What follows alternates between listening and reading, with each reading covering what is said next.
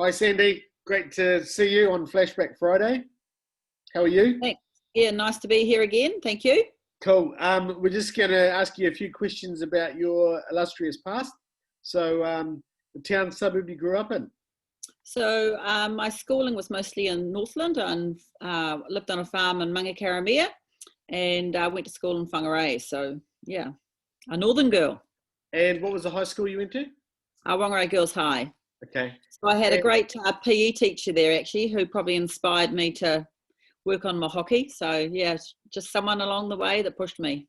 yeah. And did they play for Northland and New Zealand as well? Yeah, so she was a New Zealand trialist Okay. and just had some real insights and as to, how to push yourself to get there, I suppose. Yeah. And you played for New Zealand very young. So how old were you when you first started? So no, I played in the under 21s when I was 20ish. So Yeah. and then we had a tournament here in New Zealand and played in the New Zealand under 23 team. Okay. And then for New Zealand that same year. So I was, I guess, 22. Not And that young. 1984 Los Angeles Olympian. Yes, fantastic experience. Yeah. Can you remember the smog?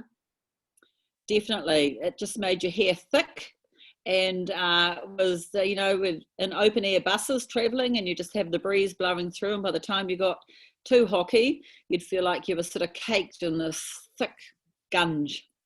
And you'll be heading back to LA at 2028, I'm imagining. Yeah, that'd be nice. Hey, listen, your career path since you left school, what has that been? Yeah, so I went to Teachers College on the North Shore. So I trained as a teacher. I taught for 4 years in the Mangere area and then moved south here to Pukekohe and I've been here ever since. Okay, and your favourite overseas destination, hockey or otherwise?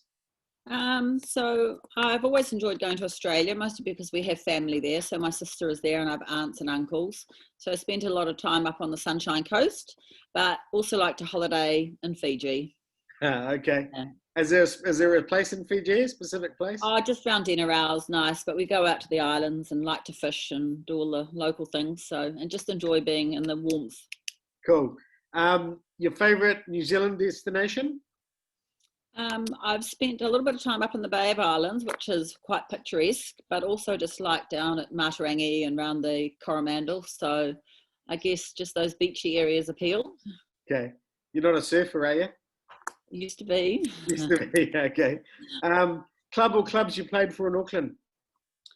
So I always played for Southern Districts when we first moved down. So, and I'm still playing for them now, coaching out there and playing in a lower division team. I really enjoy just the social interaction and hanging out with the girls. So it's all good. No, that's fantastic. And a favourite moment when you represented Auckland hockey, what is it? Can you highlight one? I think just when you win the K Cup, that's pretty memorable. And so we had an occasion where we won, and then also we drew first equal. I don't know why we didn't play off and have a winner that year, but we drew with Canterbury, and so we're named first equal. But yeah, the year we won was pretty good. A lot of nice people in that team that I keep in touch with. So yeah, fun times. Cool. And the biggest lesson you've learned from COVID-19? Oh, gee, I think just social distancing is quite an interesting concept, and that you give space and become more generous with letting people into queues, and probably be a little bit more understanding of people in a rush. So Yeah. I think when you're out and about, it's quite easy to actually be nice to people when you don't even know them. Ah, good.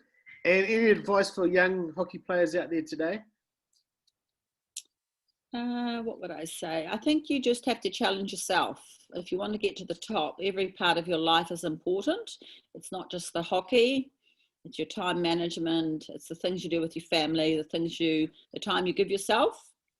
But, all the top sports people will always say you always arrive first and leave last. So Yeah. you arrive first to get in those few minutes extra training and you leave last to get in those few minutes extra training. Hey, that's awesome.